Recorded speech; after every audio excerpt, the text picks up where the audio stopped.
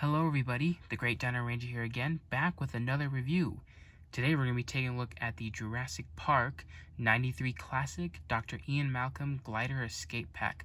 So this is the other, human dinosaur little pack, a part of the 93 Classic line for the 30th anniversary of Jurassic Park, much like the Alan Grant one that we just reviewed. And this one is another cool one. It's just as cool as the Alan Grant one, and there's just so many cool things about this. So obviously taking a look at the packaging here, much like what we saw in the previous video, beautiful artwork, just the gorgeous packaging that are very reminiscent to the Kenner toys back in the 90s. You got awesome, logos all over the place, the 93 Classic, the JP30, the Jurassic Park logo, the cool Kenner font over here, and the Mattel logo, and then you got the really cool looking artwork, which is very 90s like, if you ask me.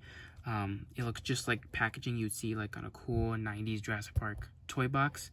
So you got a cool shot of Ian Malcolm riding his glider and shooting his little missile launcher there and chasing after this Dilophosaurus, which the artwork looks really cool. Like I said, very 90s like, if you ask me. And then you got the cute little baby Triceratops back there, and then on both sides it's just the classic Jurassic Park and the sunset, same with the top, and on the bottom just some legal information. And then on the back here you got a really cool little diorama set up with the action figures standing up in a diorama, much like the Kenner toys. And then you got information of what the set does, much like the way Kenner's is designed. You can see this little gun thing launches. You can capture both the baby Triceratops and the Dilophosaurus. I don't know why they didn't include capture gear for the baby raptor in the first set, but it's really cool. You got a cool little toy shot there, and then Jurassic Facts app information, everything that comes in the box, and then all the other figures. So I have these two. I'm still looking at for the T-Rex, but I do have these two and I reviewed them both, so if you guys haven't, check those out. So that's basically it for the packaging. Let's go ahead and take this figure out. Alright, so here we have the Ian Malcolm Glider Escape Pack out of the box. And this is really cool looking overall.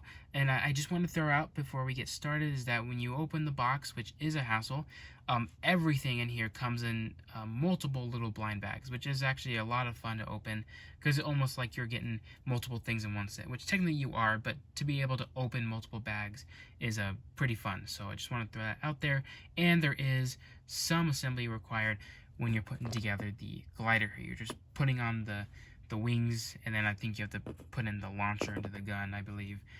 But other than that, everything comes as it is right here. And also I want to point out too that I feel like there's a lot less accessories, a lot less stuff that come in this box when compared to the Alan Grant one. The Alan Grant one came with like numerous amount of stuff.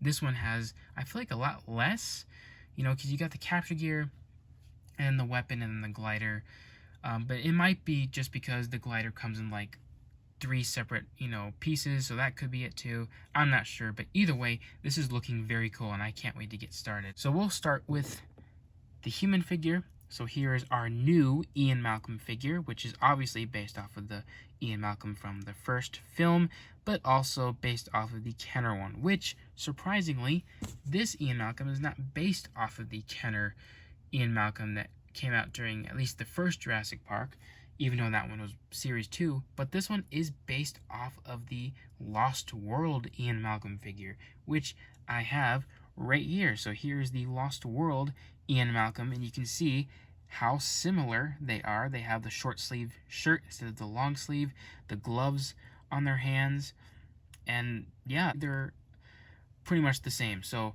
really cool how Mattel probably got inspiration from this Ian Malcolm rather than the other one, but it's still pretty cool because The Lost World is my favorite, one of my favorites of the movie, so to get a Lost World style Kenner toy for the Mattel line is pretty sweet. Obviously it's missing the binoculars, which I can probably just apply the Alan Grant ones, and then he's missing some painted stuff like the machete here on the side of his leg, which he doesn't have, but that's alright. But it is cool to see how these two look when compared to each other. So with that out of the way, taking a look at the rest of this figure, it is very nice looking, very, classic Ian Malcolm look. I like his little dark glasses there. We can see his eyes peeking through. So nice overall facial sculpt. Looks a lot like the actor and Ian Malcolm himself. The clothes are really nice too. His classic, button-down shirt, black shirt, I would say. And everything on him is just all black. Black belt, black pants, black shoes, black gloves. So, your classic Ian Malcolm look overall. And it just looks really cool. I really enjoy this version of Ian Malcolm, I would say. In terms of articulation, it's your normal standard Mattel articulation. The head can move basically 360, and the shoulders can move up and down, and then swivel all the way around. Then you got the elbows, which can go forwards and backwards, but also rotate. No articulation in the wrist. Then you got a swivel here at the waist, and then the thighs here can move, pivot side to side, then move forwards and backwards. And then knees can be bent forwards and backwards, but also rotate. So, your standard Mattel articulation. But yeah, it works pretty good. And you got a little peg hole on the back of Ian Malcolm, which you apply the glider to. So, very cool one. And we'll just go ahead and compare Ian Malcolm with other figures from Mattel. Here's the original Legacy collection that we got back in 2018. So there is a huge difference, especially in colors. His boots are more gray on this one, and this one is just more black. He's missing the gloves, but they're almost primarily the same. This one has more wrinkles on his clothes when compared to this one, so that's pretty cool. I actually prefer the less wrinkly look. You can see the clothes a lot better, and it's a lot more smoother and cleaner. I know he's missing the glasses on this one. I lost them, but you can pretty much see how they're almost the same. The color of their hair is different. This one's more of like a lighter, darker brown, and this one's just more of a dark brown. But it is cool to see these two together. And his shirt is not buttoned down all the way. There is another shirt he's wearing underneath his button-up shirt. So a lot of cool differences with these. And then last but not least, here we have the Dominion Ian Malcolm, the old Ian Malcolm, which they're very similar in terms of clothes. But, you're not going to get too much difference with Ian Malcolm since he's almost the same throughout all the movies. But it is cool to see these compared.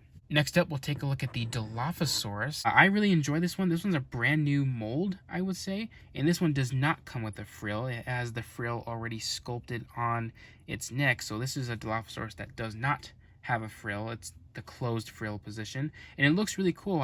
I'm digging the face on this one. It's a lot more movie accurate than some of Mattel's other Dilophosaurus. This one's just more movie accurate because I love the larger, rounder crest. The face is like that right position. And I really like it in its closed frill position too. I think it looks really cool. But, in terms of detail, it's your standard Dilophosaurus detail. And nice lines on the crest and all over the face there. The teeth are nicely painted. And then you get some cool wrinkles here on the frill, which would have been nice if those were painted. But, it is what it is. And some nice little texturing all throughout the body, which I think the tail might be the same from other Dilophosaurs.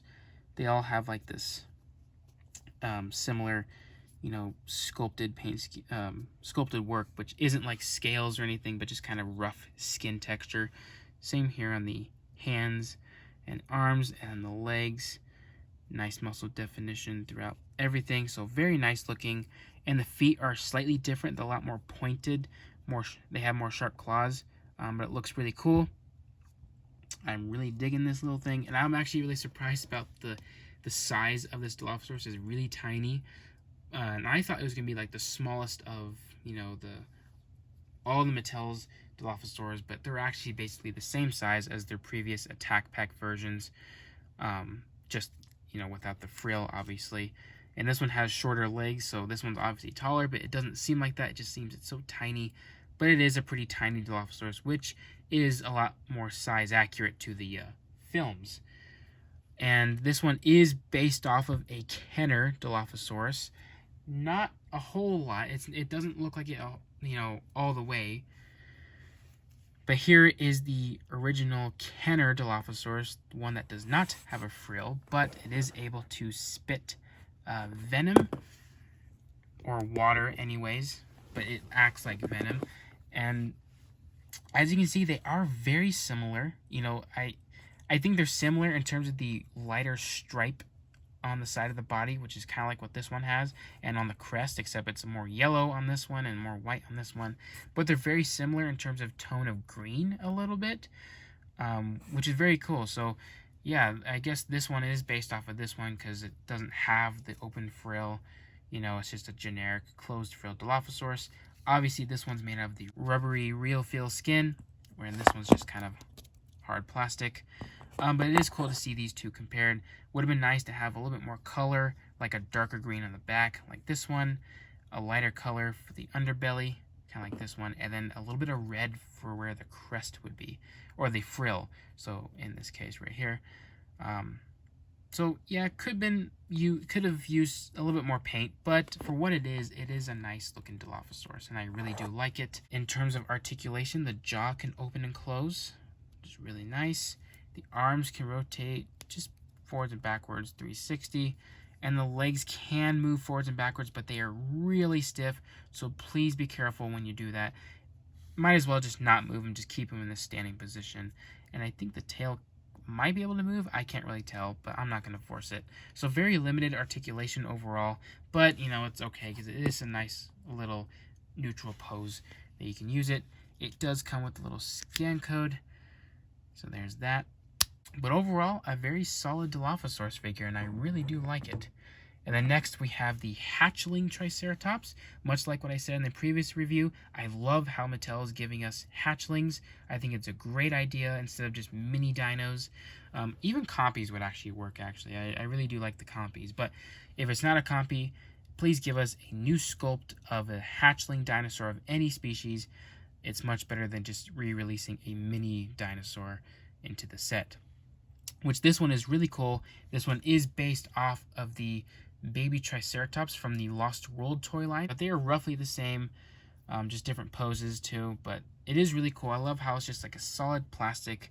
This one feels more sturdy than the baby raptor, but I really love the sculpt of this thing. It's nice to get an actual baby Triceratops from Mattel, and it is very cute looking with the black eyes and nice sculpt too. I like all the scale work that's on the frill there and all over the body, so very nice. And this one's obviously based off of the Jurassic Park, the original trilogy Triceratops, because it's got all these bumps and scoots all over its back, which is a characteristic of that Triceratops.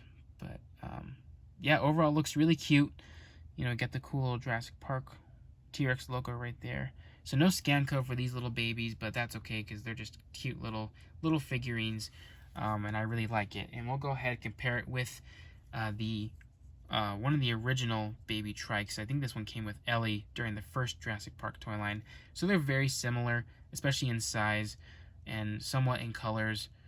And you can see this one has the little scoots on its back. So these ones definitely belong in Jurassic Park rather than Jurassic World. So really cool to see these two together. Now for accessories, here is the glider, which you do have to put the wings on.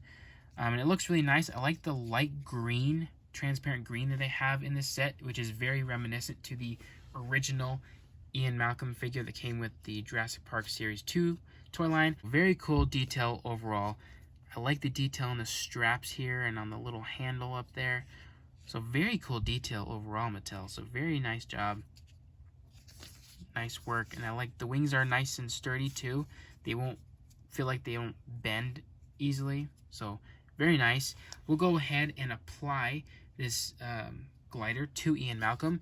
You just stick this little peg into his back, and then you take this strap out and just put his arms in, and then you can close it, and then we'll go ahead and put that on. Alrighty, so here we have the glider on Ian Malcolm, and this is looking very cool. It was very easy to put on too, and yeah, this thing just looks really cool, very Kenner-like with the, just the way it looks. It's like very 90s Kenner Jurassic Park look.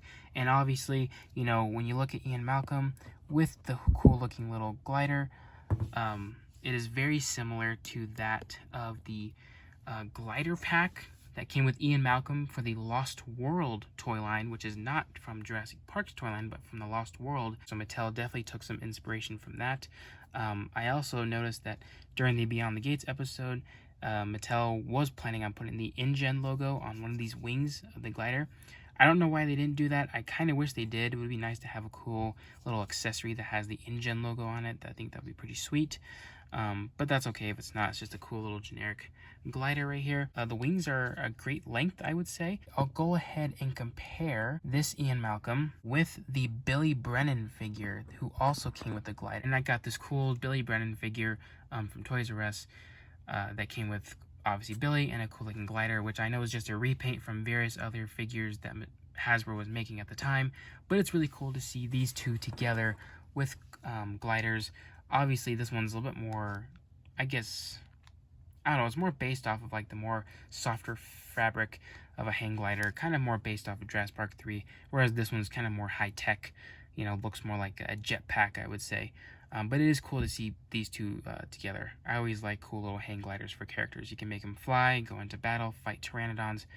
Lots of cool stuff. Moving on is the weapon here that comes with the set, a huge gun, which is not something a human character would normally be holding because this thing would just be heavy. But it is a classic Kenner or Jurassic Park trait for toys to release huge guns to battle dinosaurs, you know. So I like the detail on this one. It's very reminiscent to a lot of Kenner toys back in the day. So I just love the detail on it. You got a cool looking little scope right here you can look through, you know, to make sure you're aiming at the dinosaur correctly. But cool detail overall. I really am digging this. And you got the cool looking missile, which is a nice transparent green, and it looks really nice. And this one actually shoots pretty far too, because I test this out when I open it. And it is very powerful too. This thing will shoot far, and it hurts if it hits you right in the face. But really cool. I love the power with this thing. It's really going to make playability a lot of fun when you're trying to attack or defeat a dinosaur or something. And now we got capture gear. So I love the capture gear with the Kenner toy line. Fortunately, I do not have any, but luckily Mattel is able to give some for these smaller dinosaurs for this toy line. And we'll go ahead and take a look at this one. This one's like a little claw grabber carry-on thing, which you can apply to the baby Triceratops. Just like that, so the character can just literally pick this guy up and just walk away with him. So a nice and cute little transport system for the baby, because it doesn't look like you're hurting it, but you're transporting it safely to its parents or into a observatory of some sort. So really nice. Really don't know why they didn't apply any capture gear to the baby raptor from the Alan Grant set, but who knows. I do like this though. This one is pretty cool. And then you got these that came with the Dilophosaurus. You got this little headpiece here. You got some nice looking scratches on there too, but it's made of a flexi rubber, so I guess this is probably gonna keep it from doing a lot of harm on the dinosaur's face, since it's made of a plastic. You don't want it to rub off, so that's really cool. It looks really nice too. And then you got the cool wrist and ankle shackles, which can be applied to both legs and both arms, so you can capture it. This one also is made of like a rubbery material, so that's very interesting. The Gallimimus did not come with that, so very interesting. So let's go ahead and apply this to the Dilophosaurus. And here we have the capture gear applied to this Dilophosaurus, and I will be honest, it was a little bit difficult trying to apply this capture gear onto this dinosaur than it was for the Gallimimus.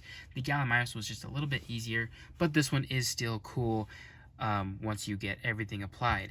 It's just kind of trying to match which legs these go on, and trying to match these little shackles to go around the wrists is kind of challenging. And you got to be very careful when applying this headpiece around the head. You don't want to bend it or break it. You don't want to, you know, split this little seam right here where the figure is put together. So you got to be very careful. No wonder it's made out of this rubbery material, you know, so you don't break it. But in the end, it looks really cool. I'm super excited though to have capture gear for smaller dinosaurs, and the fact that these little pieces here are very Kenner-like in design, and obviously when you apply them to the dinosaur itself, it's just really cool. It really makes me happy, and I'm super happy to finally have something like this. Alright everyone, so that's about to wrap it up for this review. For my final thoughts, I absolutely love this set. This one's just as good as the Alan Grant one.